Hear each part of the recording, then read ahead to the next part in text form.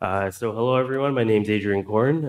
Thank you so much for having me here tonight to give this talk on OSINT space is growing.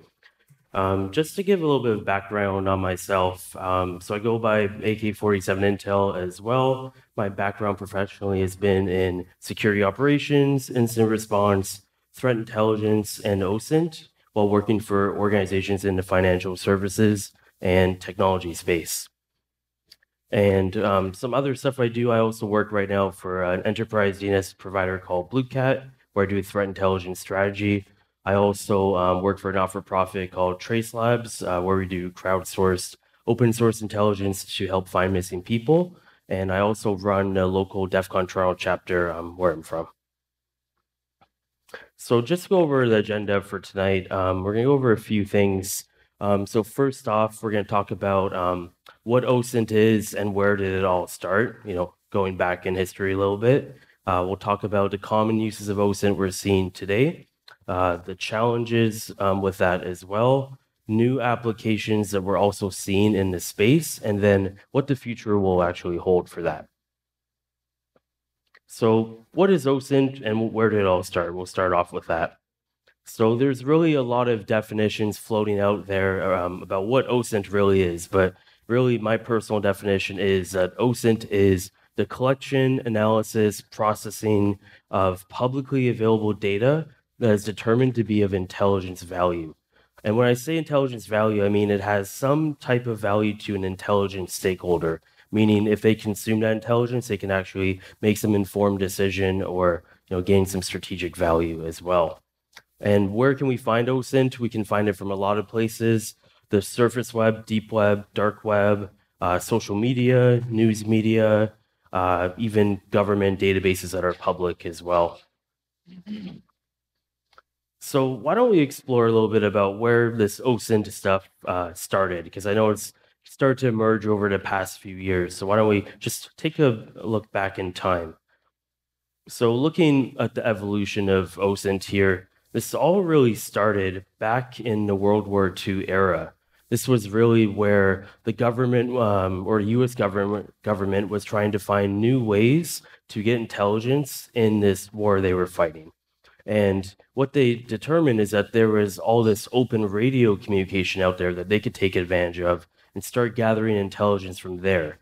So they started off creating a branch of the FCC at this time called the Foreign Broadcast Monitoring Service. This was really tasked with just looking at open radio for any propaganda material that might have been beamed at the US. And as they started to do this, they saw a lot of intelligence value very quickly.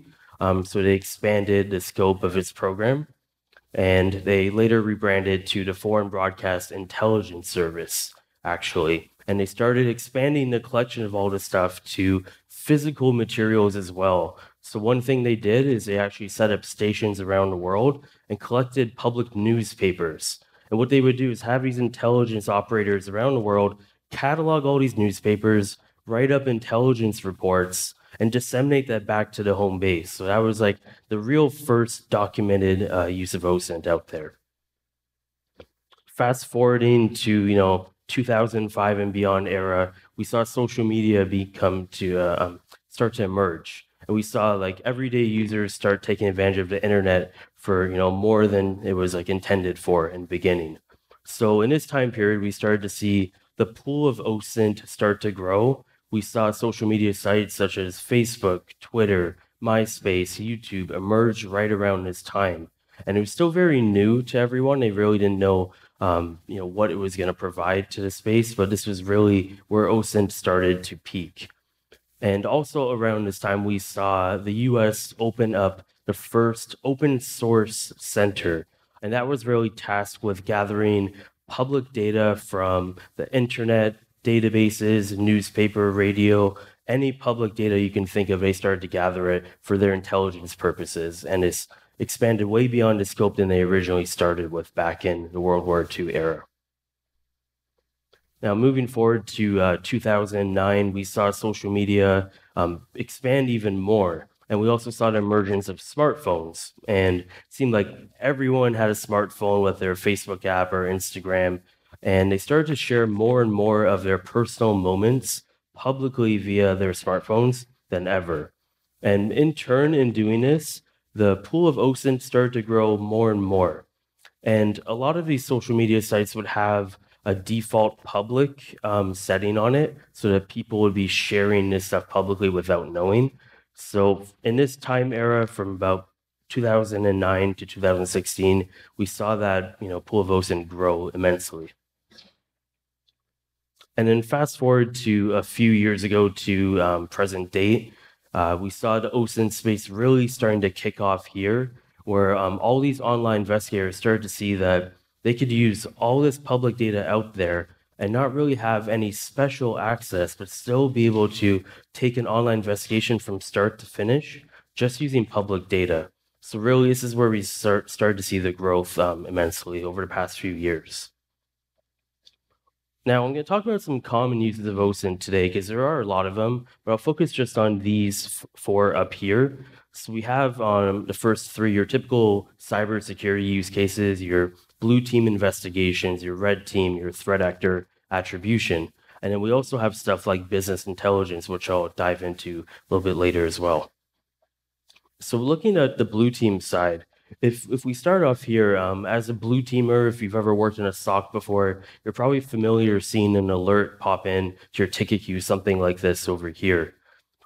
Typical alert in this scenario here, you might see, malicious Word document detected by endpoint or on endpoint. And the context that you're probably provided to start is very limited. You might get the data was detected, maybe the file name, and if you're lucky, you'll get a hash. So if you do get a hash, you're in luck because OSINT can actually help you here in a blue team investigation.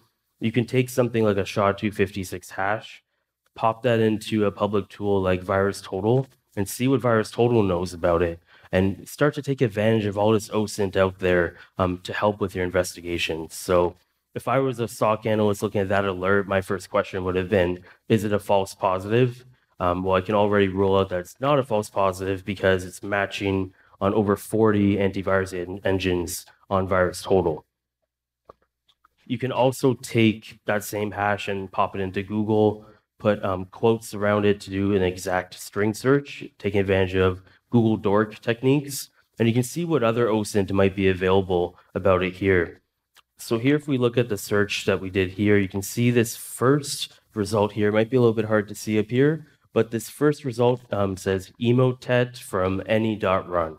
And for those of you who aren't familiar, emotet is a very prevalent banking Trojan out there. It's been around for a few years, targeting various industries. And any.run is a public malware sandbox website that allows you to upload any file and actually interact with it in a public VM and detonate it and do some malware analysis on that, get a whole bunch of output from there. So from an OSINT perspective, if I was looking at this, I would already see that this file is well known as being bad, and we have some further context as well from the intelligence side that it might be this emotet banking Trojan. If I wanted to go further as well, we can even look down here to list at this URL that's been classified as malicious by this open source feed called URL House. And what they do is they essentially intake a bunch of malicious URLs from industry researchers. And we can see here that you have one URL that's linked to that hash, also has a file name down there that's similar to the one we saw in the first alert. So if you took that URL and you popped it into a different tool, still using OSINT here, you can use something like urlscan.io, which is a public URL detonation sandbox. And you can see what analysis has been done on that URL before. And in this case here, we're going to see it's been classified as malicious. And it's also returned an application/MS Word MIME type when it analyzed it at that time. That kind of coincides with our original alert of it being a malicious Word doc delivered to an endpoint. So taking this all away, if I was in a SOC or on a blue team, I would want to try to figure out how this malware got into my network.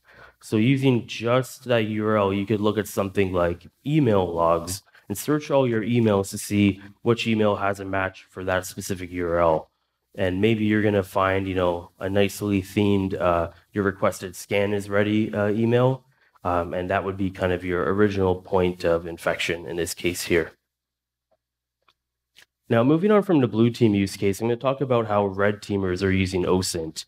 For anyone here in the audience who's a red teamer, does pen testing or any of that, you're probably familiar with the Recon phase of every engagement. This is where you're really looking to see what you can gather on your target, whether that's an actual person or infrastructure for an organization.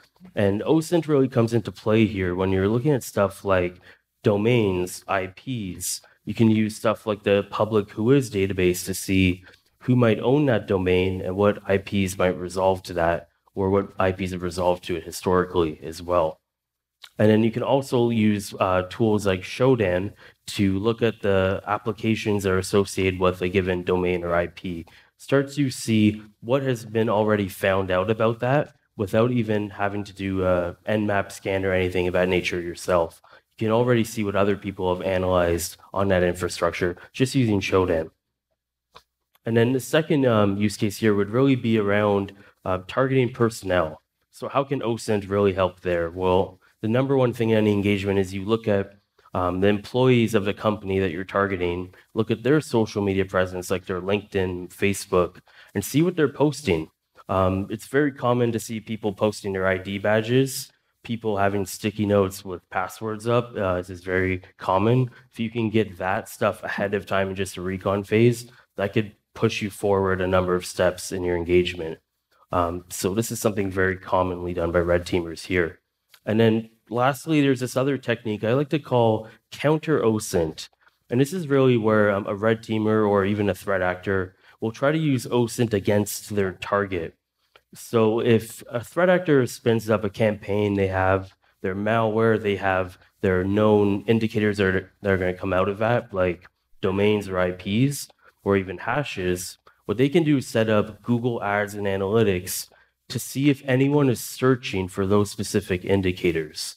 They can also set up monitoring on their domain using Google AdWords and such as well to see if anyone's actually going to there. And if it's a custom domain they stood up for just one campaign that they know is only targeting one person, it's likely not going to be visited a whole lot. So maybe they can go look to see what the public IP hitting that server is. And that's really where they can arm OSINT against the defenders as well. Now, a third use case that we see OSINT being used for out there in the industry is threat actor attribution.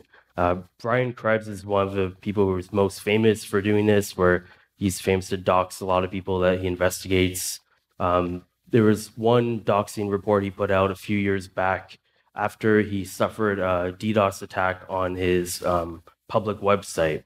So he kind of set out on a mission to uncover the true identity of this threat actor behind the Mirai botnet at this time. And what did he use in his investigation? Well, he had some closed source intelligence he got from some sources, but then he used that and pivoted off OSINT using stuff like Twitter, LinkedIn, Pastebin, Wayback Machine to look at historical websites. And he was able to kind of piece together the identity of his person, or so he believed the person to be. And he kind of posted this full doxing report outlining all the steps that he did using OSINT to kind of confirm who he thought the person was. So that's a very common use that we're seeing for OSINT as well, because all these threat actors are leaving trails out there on the internet. If they've ever posted their malware to like a hacking forum in the past and there's some indicator there that links to a current one that they're using, it can be very easy to stitch together who that person is from just that. Now, the last use case here I'm going to talk about is really using OSINT for business intelligence. Corporations are starting to see the value of all this public data out there, and they're starting to mine it for business purposes as well. So if a corporation is looking to venture into a new market, they might use OSINT to figure out, what the opportunity is there, look at the competitors in the space, see their revenue models, what they're doing out there. And there's a lot of public information that they can just glean just from that. They might also use OSINT to identify business risk. So if they're looking at risky behaviors from their employees on their public digital footprint, they can be looking at social media, personal email accounts, phone numbers, and looking to see what that links to on the public internet to see if there's any risk to the corporation just from that employee and what they're doing in their personal life. It's very common you're seeing internal corporate investigator teams stood up in large organizations. Something else that we're seeing is really where corporations will monitor competitor activity. So really looking at the marketing campaigns and such that other competitors are doing to see if there's anything that they're missing, just looking at what they can glean from that. And then there's also on the flip side, researching target audiences for new markets as well. I'm looking at social media campaigns and such to see who might be interested in a new product they're trying to put out or something to that extent. Now, bringing this all together, when we talk about OSINT, really I find it such a broad term, broad space as well, because we're starting to see that OSINT is now coming at the intersection of these other intelligence disciplines like GeoInt, HUMINT, SIGINT, and MASINT as well. So in the past, maybe like 10 years ago before OSINT was prevalent, if you wanted to partake in any of these other intelligence disciplines, you had to have special access to tools. Like if you were doing GeoInt, you might have had to have access to satellites or drones or something of that extent. But now using OSINT, you can just use Google Earth, Google Maps, Google Street View, and start to kind of walk the streets just from a public internet connection and start to do investigations that way and do some geospatial analysis as well. When we talk about HUMINT, before intelligence operators would have to manually go surveil their targets to get some information around them. But now, because everyone's on social media and active there and posting about their lives, you can get a whole bunch of HUMINT just from observing their public social media activity as well. So really, OSINT, I find it's like a multi-purpose intelligence discipline at the end of the day. It kind of intersects with everything. Now, what are the challenges that we're seeing with OSINT today? There are some in the space. It is a very new industry that we're kind of venturing into. The first challenge I've been seeing a lot is that there's really no clear definition of what good OSINT is. Second challenge is there's so many sources of OSINT that are popping up, and then some are going down at the same time, that you have to keep up with all the new tools and sources. At a moment's notice, they can go down, and then you have to kind of switch your tactics and techniques from an online investigation point of view. And then the last challenge I'm seeing is really there's a lot of tools out there, and they really fall into two different categories, one being single use, and then one being use case specific. And I'll discuss that more in a bit, just give some more context there.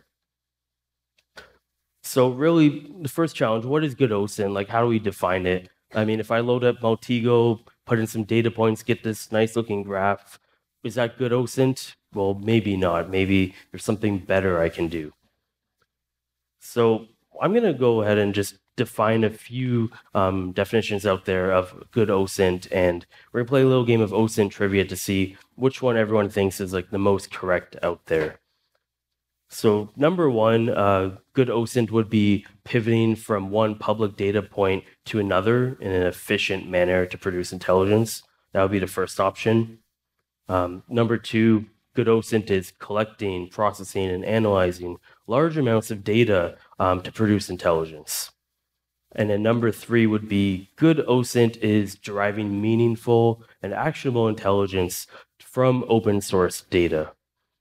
So how many of you would agree with number one? Okay. How many of you would agree with number two? And how about number three? Okay, I would agree with number three too. So really, I find all three are correct to some extent, but really the main thing you're trying to get out of OSINT is actionable intelligence. Like you can go take a phone number and then find some, email address associated to someone, but if no one can really act on that information, it's not good OSINT. You could go analyze large amounts of data, put it all into a report, have 50 pages. Is that good OSINT? Well, only if it's all actionable. Also pivoting from data points efficiently, that's great to have from like investigator skill perspective, but really your intelligent stakeholders only care about what you're outputting of being valued to them at the end of the day. So that would be why I would choose that third option every time as the most correct.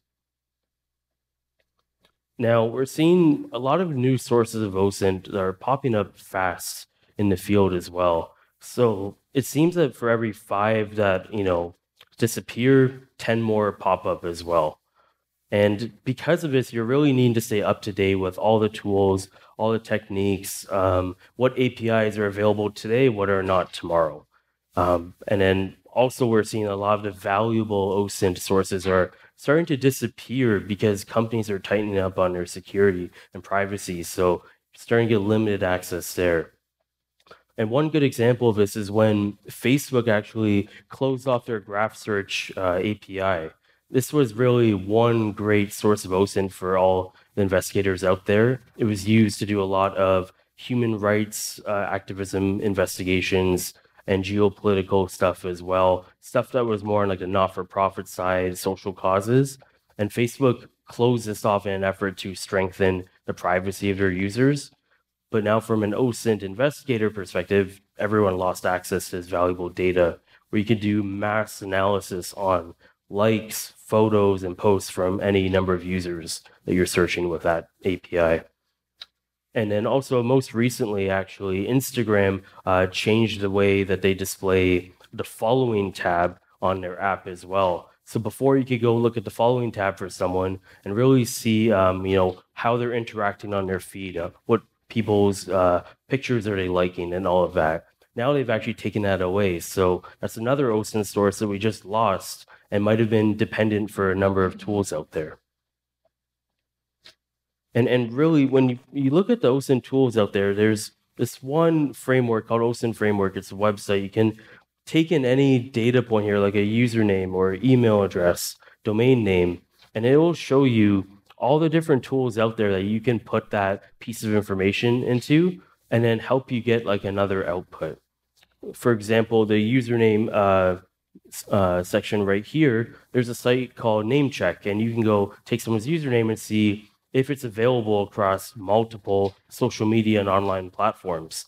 And then if you see it's not available, and you can kind of glean that they have alternate accounts out there, and you can maybe go and investigate those more. The email address stuff, there's a lot of techniques out there where you can take an email address, look at various different password reset tools without actually sending a password reset. You can get parts of an email address across various different online password reset tools, and then you can get email address to phone number very quickly, and there's a number of OSINT tools out there that can actually do this. Now, looking at the current OSINT tooling landscape, this is really where I see the biggest challenge, that there's really your two silos here. You have your single-use tools on the left, on the right, or my left here, which really serve a single purpose of, if I have a domain, I use whois, I can go look up registrant information. But then if I want to do something different with the output, I have to pop that into another tool. And then the same thing for the next piece of information I'm going to find. So they're very good for one-off use cases, but there's some challenges there because they don't really do a full-fledged workflow or something to that extent. And then on the left side here, we have your use case specific tools where you have these big enterprise platforms that are built for very specific use cases. And as soon as you want to change something in the workflow, you can't because they're built a certain way. So the real big challenge I see is that there's really nothing in the middle here, nothing that's going to give you the scalability to do your OSINT workflows at scale, and then also your customizability to actually change parts of the workflow, where if you say, I want to go from IP to email to phone number, and then change that phone number to something else, and then go through your workflow a different way. There's really nothing out there that does that. Now, the next part of the presentation I'm going to talk about is really what are the new applications of OSINT that we're seeing out there in this space. One example is Bitcoin payment tracking, just using the public blockchain. That's something that's emerged because it's so open. You can actually track a lot of the transactions going on there and seeing what wallet they're going from and going to, frequency and stuff like that. There's also another new application of OSINT with the Trace Labs crowdsourced OSINT for missing persons model. That's another one that's emerged over the past couple of years, which I'll talk about. But first, to just discuss the Bitcoin stuff, you can really do a lot of things with just a Bitcoin wallet address to see, how that's been used out there in the public space. So typically, to the average user who's not so technical, they might hear about Bitcoin and think it's so anonymous, and everything they do on there is like untraceable. But the reality is, every transaction is written to public blockchain. So if you know, the owner behind a Bitcoin wallet address, you can start to look at their transactions, where they're going from, to, money amounts, frequency, full timeline, and that's all immutable. It's all there publicly. And you're starting to see this type of stuff being used in large-scale law enforcement investigations. So something that came out of the DOJ just a few weeks ago is they took down a very large child porn website just by tracking the Bitcoin payments that were going to and from the users on there. So they were actually able to use this type of OSINT technique to unmask the identity of the operator behind the site. And they essentially mapped out all these wallet addresses here, all these domains that were associated to them that they could find. And in their investigation, using some active techniques as well, but supporting techniques from the OSINT side, they were able to really come to a conclusion of who they thought that person was. And then they made an arrest and took down that website. So that's one great use of OSINT today in those type of investigations. Now, the next new application of OSINT, this is a project I'm involved in, Trace Labs, where we do crowdsourced OSINT for missing persons. And what we do here essentially is we take in a number of public missing persons cases that law enforcement provides. We put it into a custom intelligence platform, and then people can kind of gather together in a CTF atmosphere and start to crowdsource OSINT on these cases to start generating new leads on the fly and provide that to law enforcement in real time. So previously, there really hasn't been any model that's done something like this. There's been the one-off forums who do a lot of missing persons discussions and like one-off investigate cases, but there's never really been a crowdsourced model like this. So really, when this model started, we started with like a problem statement. So there's a lot of missing cases out there, missing persons cases that don't always have the same level of urgency for each one throughout its lifespan. And then really, it was kind of pairing the search and rescue backgrounds of volunteers who go and physically try to help find missing people in the real world to taking the cybersecurity skill sets and seeing if people with the OSINT skill sets can actually help out in these investigations.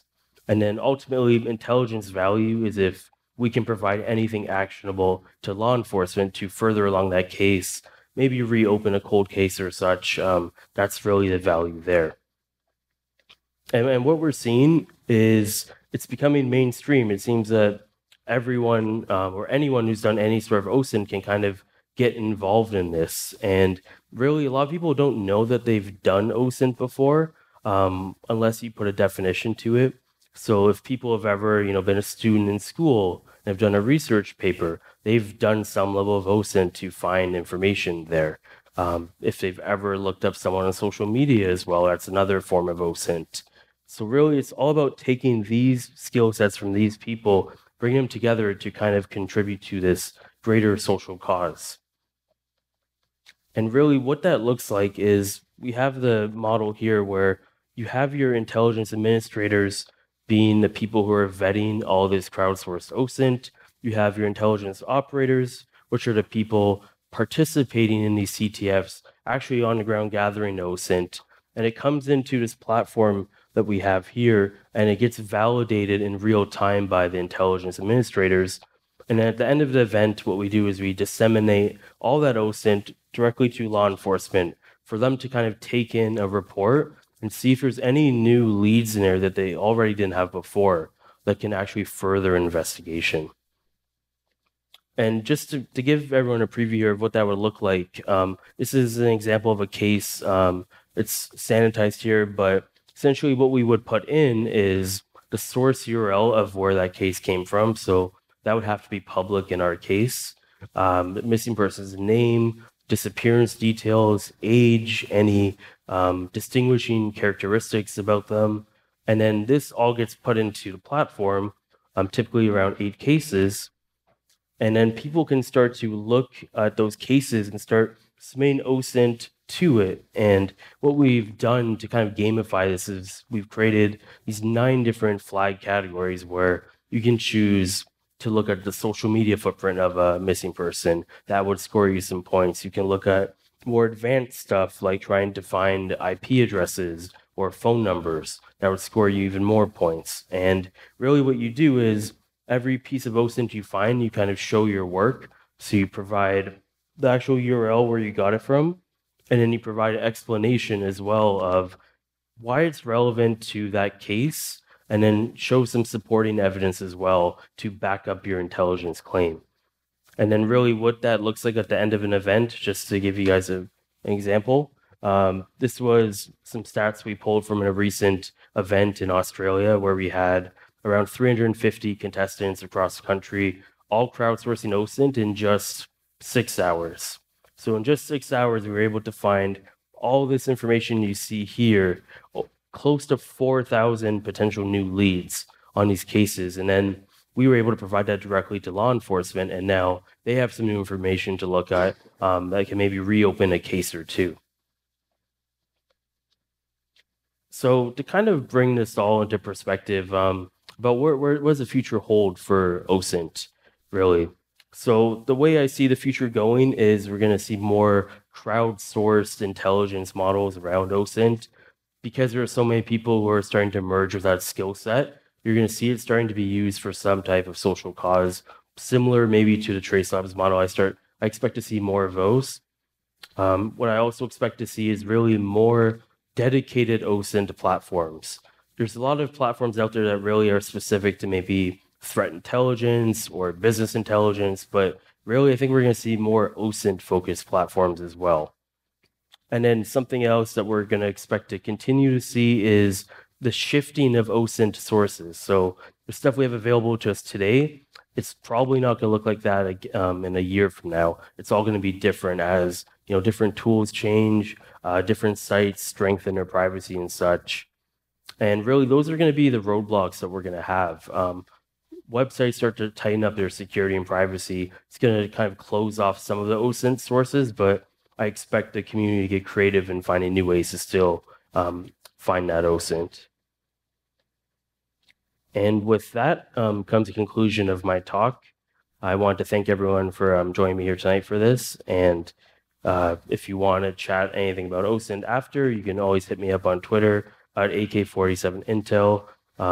Also, tomorrow morning here at Hackfest, myself and the Trace Labs team are running a full day missing CTF in the CTF room downstairs. That will start at 10 a.m. If anyone is interested to come and learn more about the work that we do at Trace Labs, kind of test out your OSINT skills, contribute to a cause, we welcome you to join. And with that, I will take questions if anyone has any. Oh.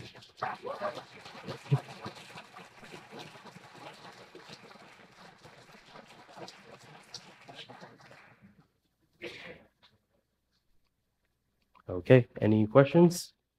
Oh, all right, I think we're good. Awesome.